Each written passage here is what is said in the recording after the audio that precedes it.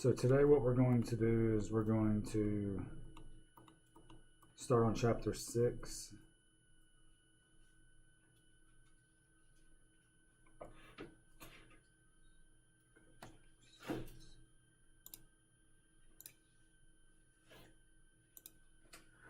Okay, so chapter 6 deals with accounting for merchandising businesses, okay?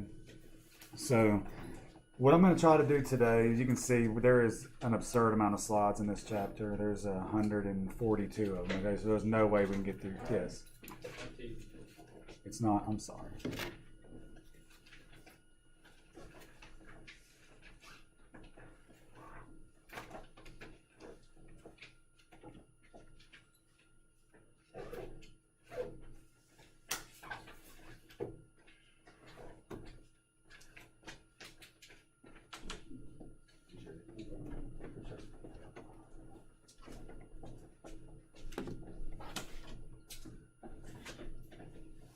Is it good now? Yeah. It's good. Okay, cool. Okay, like I said, so today we're going to be doing accounting for merchandising businesses. You can see, like I said, there's a lot of slides here. So what my goal is today, I'm going to just try to get through and hit the main points of it, the main topics. Okay, we're not going to get into any of the journal entries for the most part or any of the calculations of anything. I just want to just touch on the broad concepts. Okay, and then hopefully on Monday, if we have to, we'll finish up the main concepts and then we'll get into start just working some problems based upon those concepts, because I think it would be better to actually see stuff and actually just apply it than just try to just keep up with these slides. Okay, so that's kind of where we're at and where we're moving forward with this chapter. Everyone cool with that? Okay. So our objectives for this chapter: distinguish between the activities and financial statements of service and merchandising businesses. So they're going to be completely different. Obviously, servicing businesses, we're providing a service, so there's not going to be a cost of goods sold because we're not providing a good. So it's not a tangible good; it's actual just service. Whereas merchandising firms, we're going to have to provide a good. So either we're going to buy a good or we're going to manufacture a good, right? So there's the main difference between those two. Describe and illustrate the accounting for merchandising transactions. Describe and illustrate the adjusting process for a merchandising business. Describe and illustrate the financial statements of a merchandising business.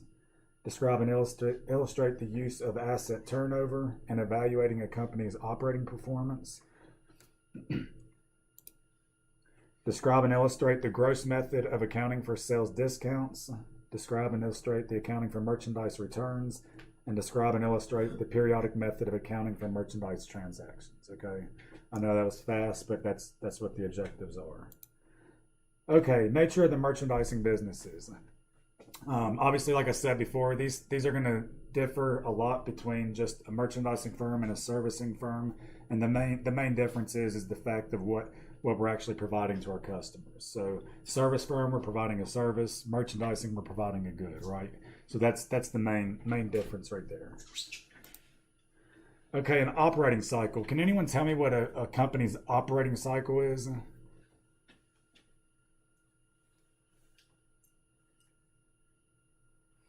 Okay, operating cycle is pretty much just from the time we put money out the door to buy the good, right, to the time we collect the money. So it's cash to cash, pretty much. Make sense? So that's our operating cycle of a business. Obviously, the reason we're in operations of a business is to provide goods or services to the customers, right? So our operating cycle is just the time it takes from the time we expend cash to the time we collect the cash, okay? So here's just a little visual of it. We've spent the money for the purchase of merchandise, deliver the merchandise, sell it, set up the account receivable, collect the money. So that's the operating cycle, right? So obviously, the time it takes to complete an operating cycle for a business can vary greatly depending on what type of business or what nature of services or goods you're providing. For example, a store operating cycle is a lot more quick for like produce, obviously, because it's going to go bad, it's going to rot within usually a week or so or a couple of days. Operating cycle for construction companies, that's going to be a lot of times longer than a year, because think about building these big skyscrapers in cities. Obviously, that's their operating cycle to produce that good, that building.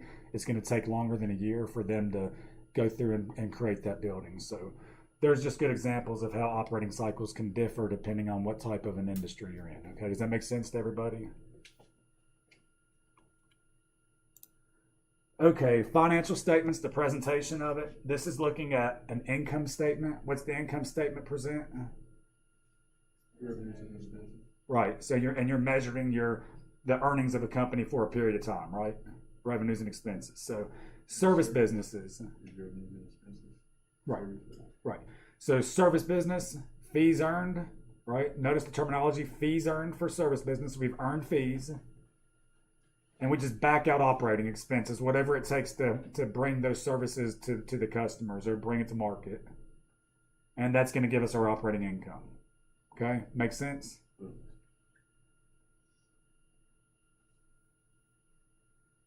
And recall, all this stuff is posted online, unless y'all are just taking notes beyond whatever's here. Next, merchandising business. Now we're actually providing a tangible good to the customers. So here, notice terminology, sales, because we've sold something, right? You got, and the terminology is really important here. So just try to keep up with that as we go. So once again, service businesses, we've earned a fee providing a service. Merchandising, we've sold something, so sales.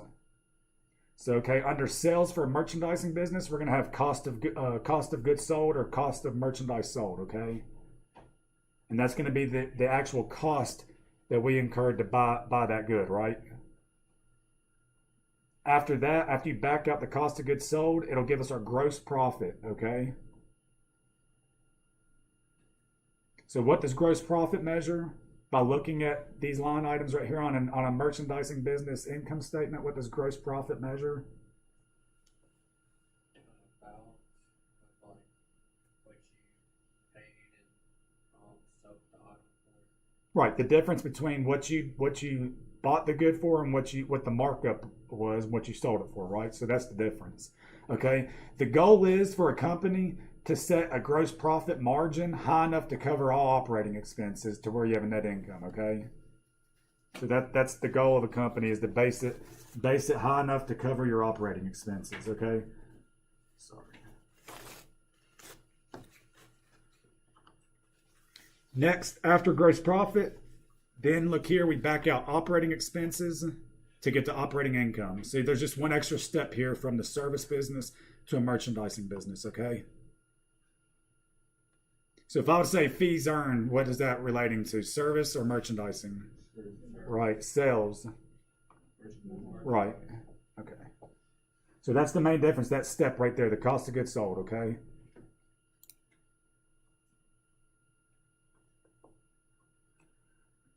So I'm just going to try to get through these. Okay, here's a quick little example on gross profit here. So it says during the calendar year, or during the current year, merchandise is sold for $250,000 for cash and for $975,000 on account. Okay, so that means that we sold some merchandise, that customer paid us $250,000 up front, and then the rest we extended on credit to them, right? The cost of the merchandise sold was $735,000. So based upon these three amounts, we can see that the gross profit would be $490,000.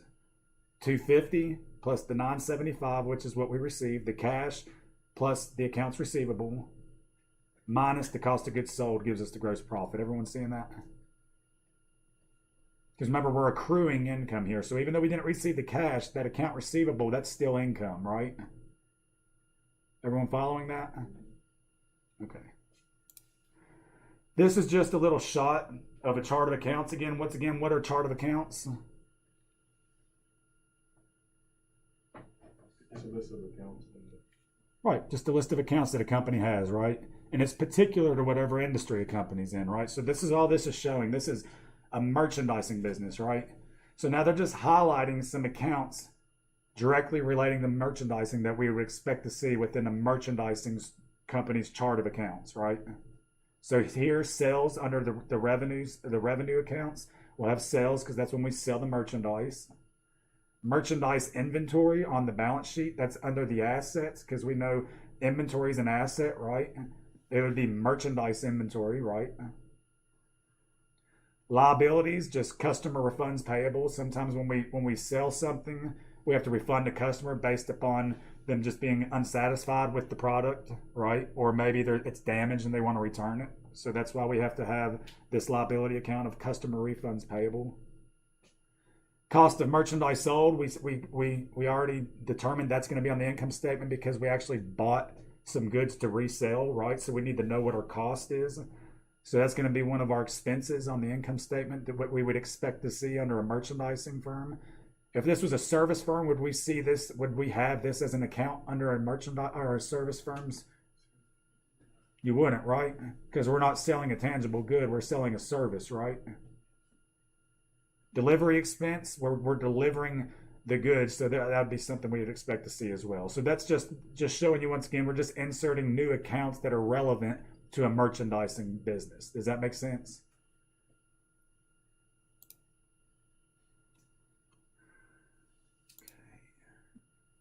Okay, now with purchasing transactions, okay, there's two systems for accounting for merchandise transactions. We have a perpetual and a periodic one, okay? Pretty much the perpetual inventory system, it's updated every single time we purchase an item and every single time we sell an item. Okay, so our inventory account's going to be up to date and our cost of goods sold is going to be up to date at all times underneath the perpetual inventory system, okay? So perpetually means every single time something occurs, we're accounting for it, right? Every time we sell something, every time we buy something, we're going to calculate it at that point perpetually, okay? Periodic, we're not going to account for everything every time we make a sale or every time that we purchase something. We're just going to have an actual physical count at the end of the period and then make an adjusting entry based upon the change in those accounts because we're doing it periodically. Does that make sense to everybody? So what's the difference between perpetual and periodic? Actually, it's every time buy or sell something. Right. And here is the amount of time. Right. We're just going to just at the end of the period, we're going to just see the changes and then make the adjusting entry to reflect that in the statements. Everyone good on that? And I know we're just touching on the surface of these topics, but like I said, we're going to apply them later once we get through these. Okay, I just want to just present them to you so you can kind of marinate on them a little bit before we start just doing the application form. We'll do these journal entries later.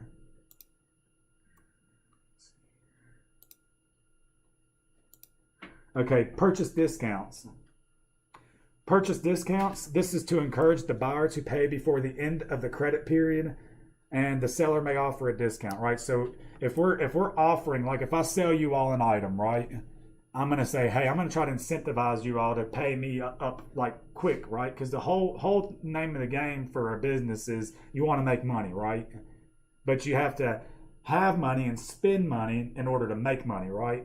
So cash is king in business, right? Just remember that cash is king, right?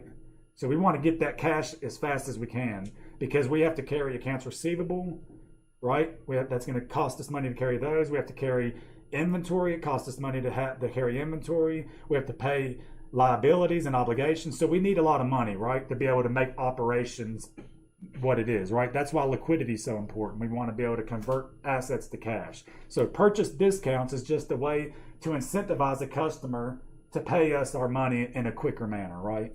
Because, I mean, no one likes paying their bills. Everyone loves receiving the service, right, or the good, but no one wants to pay that credit card bill at the end of the month when you've swiped away, right? So we're trying to get that money up front, right?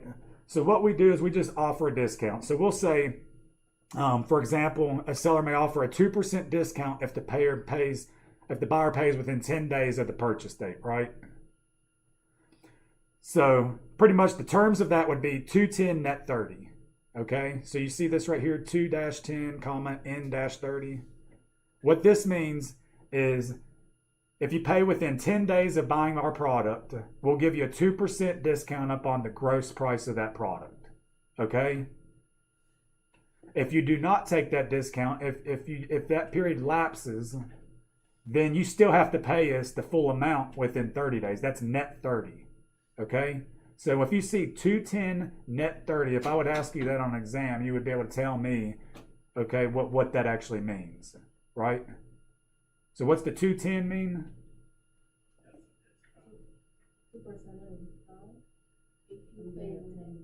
Within 10 days of the transaction date, right? And then the N-30 is what? We want your payment within 30 days, right? Before it becomes non-current. Here's a little visual of the credit terms here. Right here, invoice date is the 5th of January. Discount period, then, therefore, with the N-10 would be from January 5th through the 15th, right here, this green area. So that if they pay within that time frame, if they purchased on the 5th through the 15th, then they'll receive the 2% off, right? If they pay it outside of that, anywhere in this light green area, then they're not going to receive the discount, right? They'd have to pay the full net amount. That's pretty much all that's showing right there. Make sense to everybody?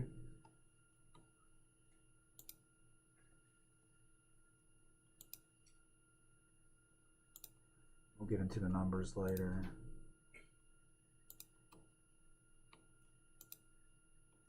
Okay, purchase returns and allowances. What do you think would trigger a purchase return and allowances? Think of yourself as being the customer. What would trigger a company to have to account for a purchase returns or an allowance?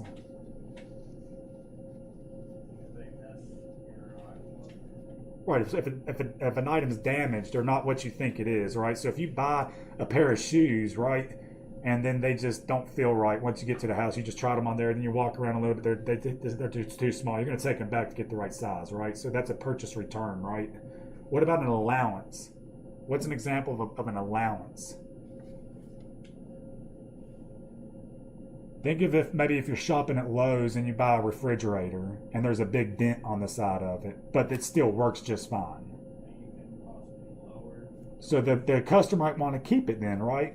Because it still functions as it still keeps your food cold or your stuff frozen in the freezer. It's just the appearance isn't just what it should be, right? So maybe they'll give you an allowance, so they'll just discount that price for you, right? So from the terms of a company's, like so from Lowe's perspective, when they say that refrigerator that's got a dent in it, if the customer keeps it, then they just account for that discount as an allowance on that sale, right? Or on the purchase from the customer's in the purchase. So purchase returns is if a customer's making a return. Allowance is if they keep a defective product, then we just reduce the amount that they pay us for it. Make sense? Everyone good on those two concepts? Yeah. Could it be like periodically or just up front? Or both? You said what? I'm sorry. Could it be like periodically, like month by month, or just up front? It just depends on when you make the sale. I mean, obviously, when you make a sale, someone can return it later. It could be with the next year they make a return. Obviously, not with the discount, or like with the refrigerator. Usually that's something that's more up front, usually at the time of the sale. I mean, it could be a little bit later, but usually it's the time of the sale, because if something's damaged, you're going to notice that before it goes out, because what if they say later, like, okay, it's damaged, it could have been damaged at the house, okay?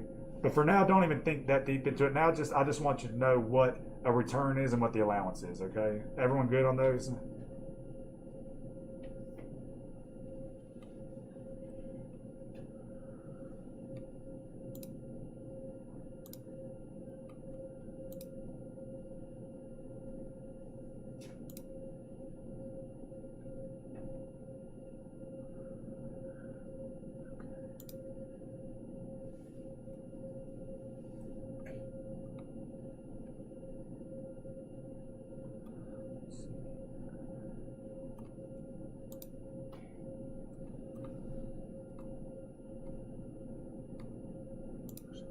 See these things.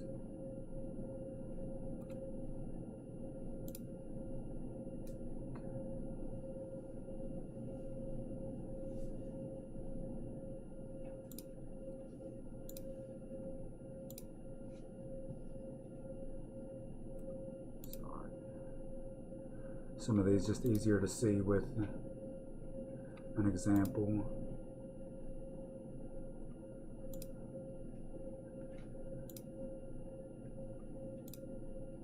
Okay, freight. So all the ones I just skipped, we'll get to just when we applied, okay? So now freight. Let's talk about freight. What is freight?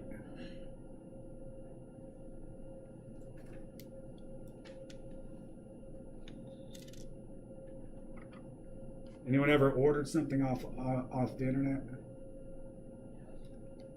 It's just items, isn't it? Huh? It's just items. Isn't it freight, just items and products? Shipping, right? Shipping, right? Freight. So shipping on the common carrier, whatever. If you have shipping and handling on something, that's all freight is, okay?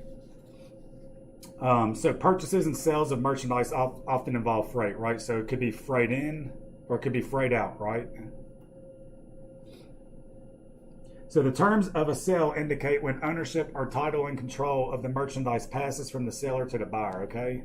This point determines whether the buyer or the seller pays the freight cost. Okay, and this is very, very, very important for determining the value of inventory on a balance sheet, okay? The terms of a freight are, okay?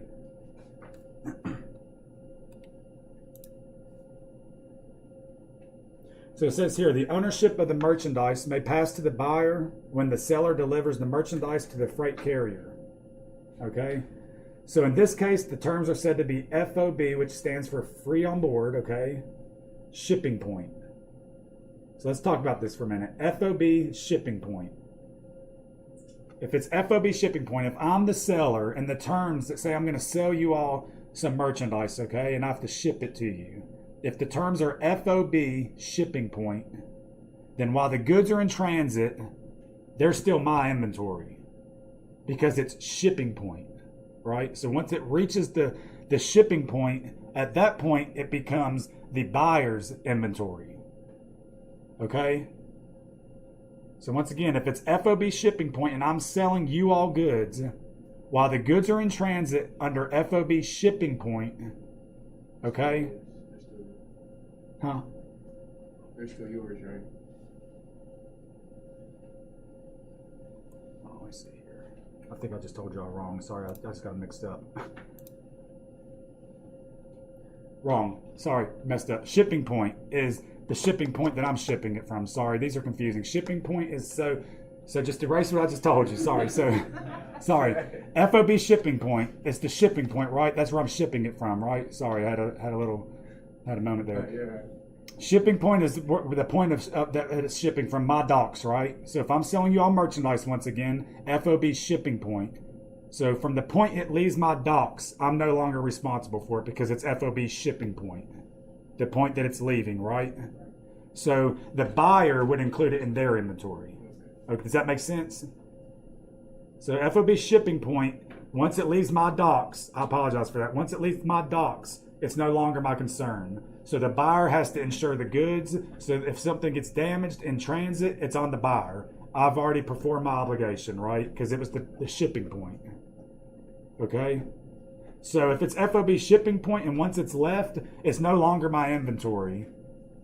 So at year end, if a buyer has purchased merchandise and the terms are FOB shipping point and they purchase it like at December 31st and it's in transit on December 31st, even though they have not received those goods and they're in transit, if it's FOB shipping point, they would still include that in inventory just as if they had it in their warehouse.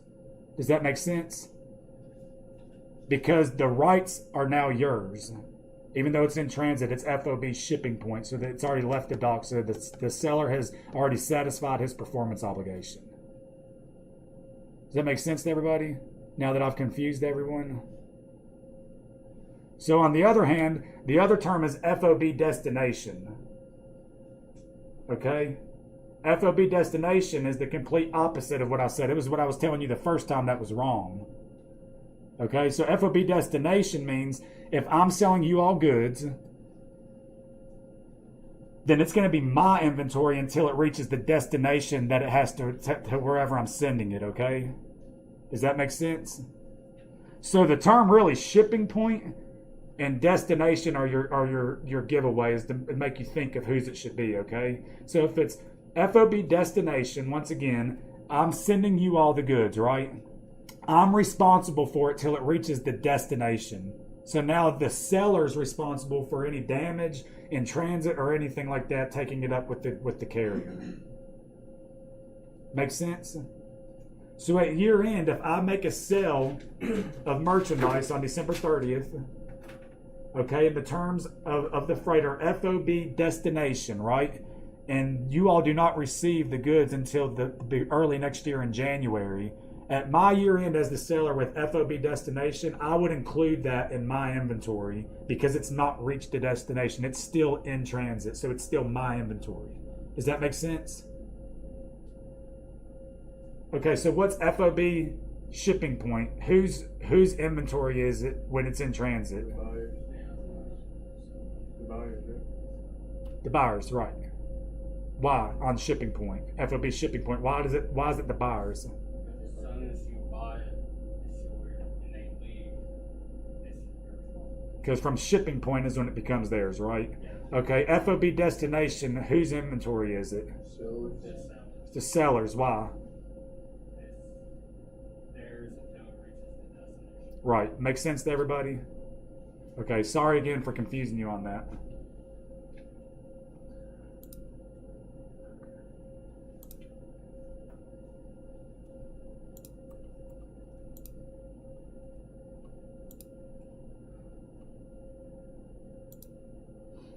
Okay, and we'll just look at it one more time. Terms FOB shipping point.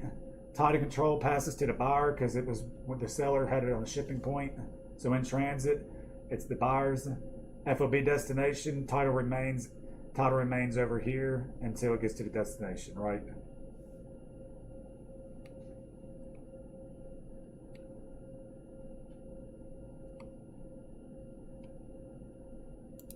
Okay, let's talk about sales taxes. What exactly are sales taxes? When something gets taxed and the item increases, money. Right, so it's a tax imposed upon an exchange transaction, right? What do I mean by an exchange transaction? Meaning I'm giving you a good, you're giving me money, right? And we're making an exchange, right? So based upon that exchange transaction, they're deriving a sales tax based upon that sale or that exchange. So pair of tennis shoes, $100, 6% sales tax on it, paying $6 in sales tax, right? Makes sense to everybody? Sales taxes, is that what is that to a company? When we sell an item, if I'm charging you a sales tax, how am I going to account for that? that'd be revenue. The sale would be revenue. What about the tax component of it? The portion of it that's tax. How would we account for the portion of like that 6% on the shoes, that $6? How are we going to account for that $6 as a company? Is it going to be an asset? Is it going to be revenue? Is it going to be a liability, an equity? How are we going to account for that sales tax?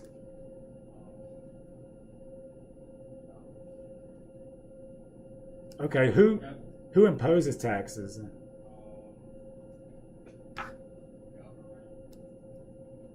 Federal government, cities, states, right? Like for example, in Bluefield, the municipality is Bluefield that we're in, right? Bluefield, West Virginia. Okay, so within the state of West Virginia, there's a 6% sales tax, I believe is what it is. Okay, so any goods sold within state lines, there's a 6% sales tax, right? Well, in the state, we're in the city of Bluefield, we have a 1% sales tax, right? It's called a piggyback tax. It piggybacks on top of the 6%. So if you buy any, or if you sell anything or buy anything within Bluefield, it's actually an effective 7% tax rate, sales tax. Does that make sense? Because the 1% piggybacked on top of the state's 6%. So if I sold you all a pair of shoes within Bluefield city limits in the state of West Virginia, I would have an overall 7% sales tax applied to whatever sale I'm making. Does that make sense? So if I'm collecting sales taxes for the city of Bluefield and for the state of West Virginia, then how do I have to account for that money that I'm, huh? Would it be a liability? Right. Why would it be a liability? You're totally right, but why would it be a liability?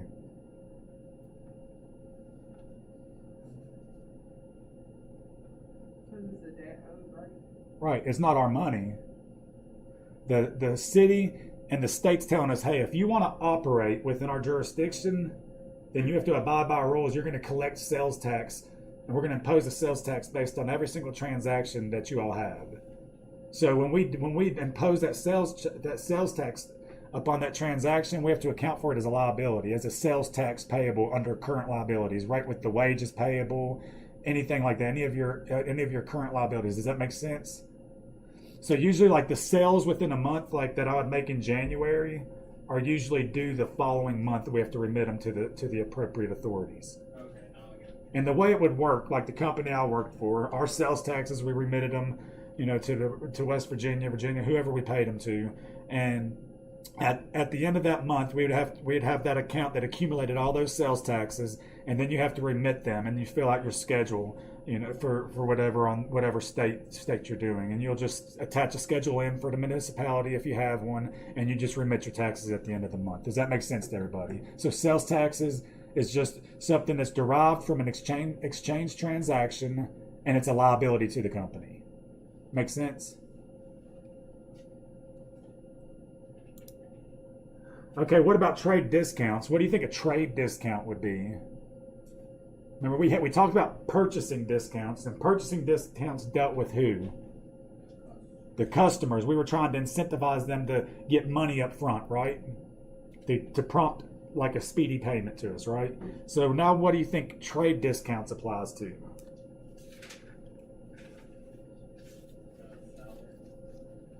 Seller. Salary? The seller. Our provider, right? The seller of the goods, right? That's what you're saying? Yeah. Yeah, so trade discounts, now that we're talking about, we're buying when we're purchasing from our distributor, right? Okay. So trade discounts, the reason we would give these maybe is to incentivize, like if we were selling to someone else, if we were selling to another company, we would give them because we want to incentivize them to buy from us instead of our competitors, right? So we would be trying to give good terms for that, give a discount based upon that. We could also do it as a means of hiding our price that we pay for the goods or the price that we actually sell the goods for, so it can prevent other companies within our industry from being able to benchmark against us and be able to try to gain on our competitive advantage. Okay, so it's a means of hiding our overall price. Does that make sense on trade discounts? So if I do like a bulk sale, so if you buy X amount of goods, if you buy 100 units, then maybe that's a threshold, then I'll give you 10% off of the overall purchase. But anything less than 100 units, you have to pay the full price. Makes sense? So just a trade discount. Pretty simple, right?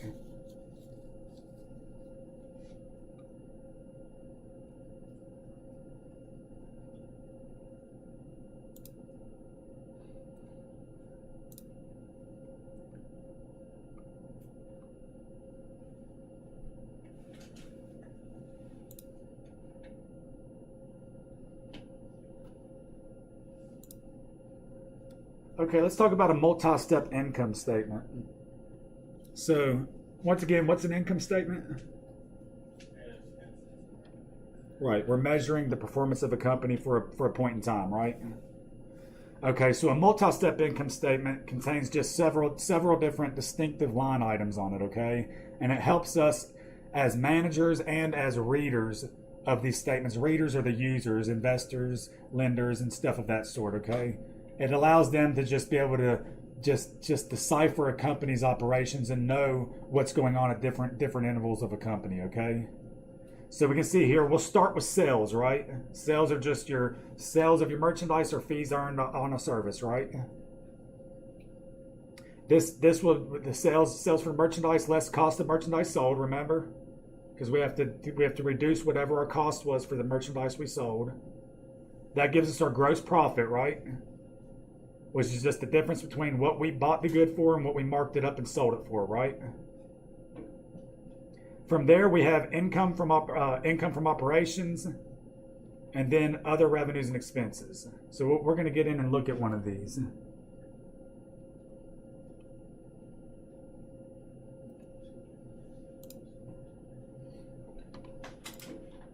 Can everyone see that okay?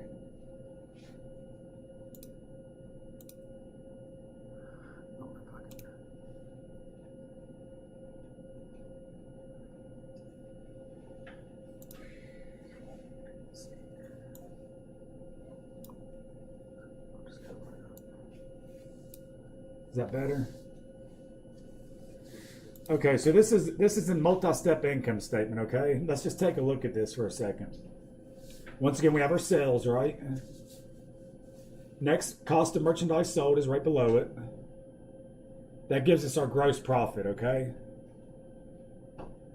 After our gross profit, we need to back out operating expenses, okay? I want you to notice there's two general categories of operating expenses here. First, we have selling expenses. Then we have administrative expenses, okay? Selling expenses. What are some things you would expect to see under selling expenses? I know they're listed here. I mean, we can look at them, but what would you expect to see under just thinking of selling expenses without even looking at the chart? What would you expect to see under selling expenses? Merchandise. The merchandise is their cost to get sold. So the merchandise, cost of merchandise sold is up here, right? So selling expenses is going to be any expense incurred in order to sell that merchandise, okay? Like salaries of salespeople, right?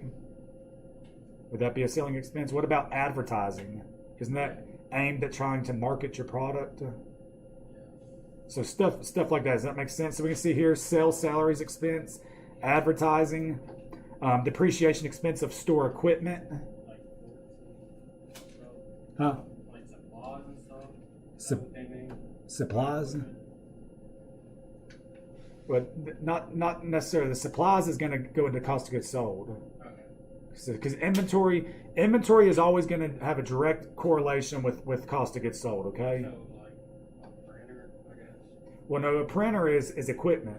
Yeah, that's what I was asking for. Right, well, if the printer's used for like advertising, yeah, then the depreciation of that printer would factor in as depreciation expense to the printer. Okay. So you can see here, depreciation expense store equipment, perfect example. That could be a component, that could be a printer.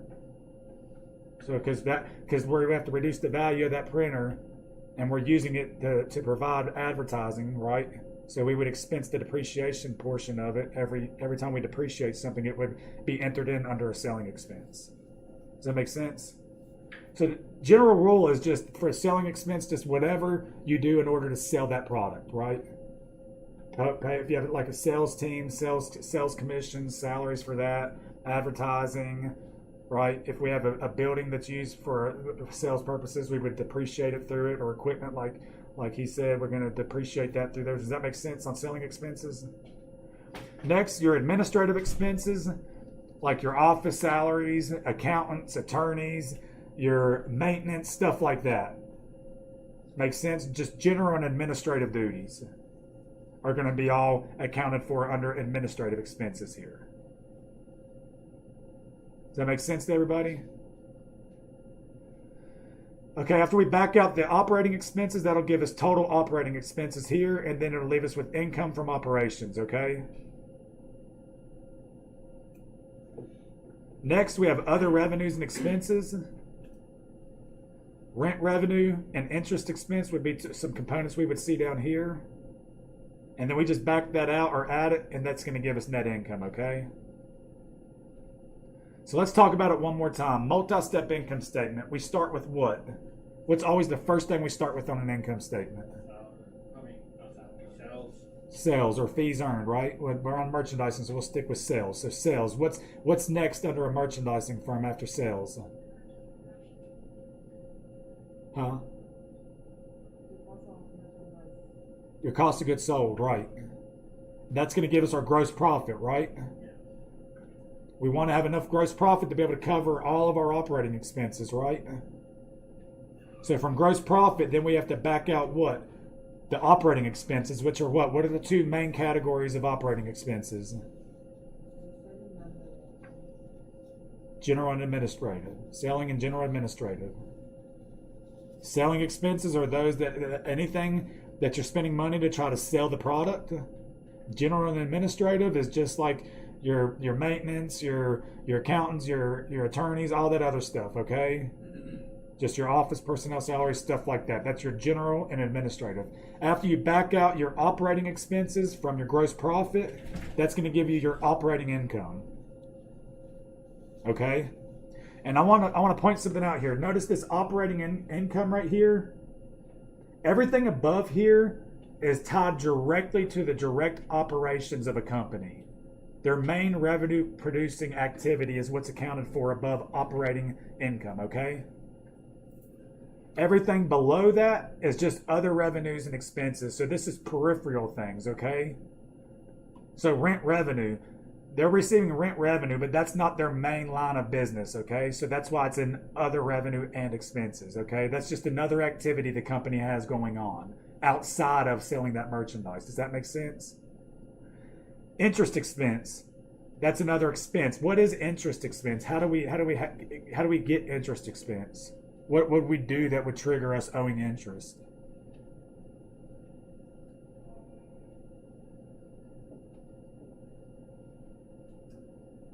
Maybe we borrowed money from a bank so we could operate. We have a revolving line of credit with a bank that has an interest rate. So every month when we make a principal payment, there's also an interest component that we have to pay.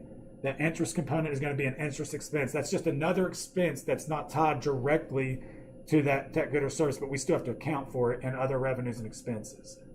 And after you back out the other revenues and expenses, we have net income. Does that make sense? Okay, I really want y'all to just take some time on learning this multi-step income statement and just getting familiarized with what you have to put in each section here, because this is something that you're going to use a lot. This is your most common step of a form of an income statement. You have the single step and a multi-step. This is the most relevant one by far, and the one that's most commonly used by most businesses. Okay, so just really become acquainted with this format right here. I know we still have a little more to try to get through. We'll finish up the main points on Monday, and then we'll start applying some of the problems just with working how we usually do in the groups and stuff like that. Everyone good so far with this chapter? I know we just kind of touched on stuff. We'll get into it more. I'll go ahead and start getting the homework posted too. I'll have it by Monday. I'll give y'all plenty of time to get it in with the homework and the quiz for this chapter. Once again, I was pleased with the exam scores. Everyone have a good day, good weekend, and just as always, just give me a shout if you need anything.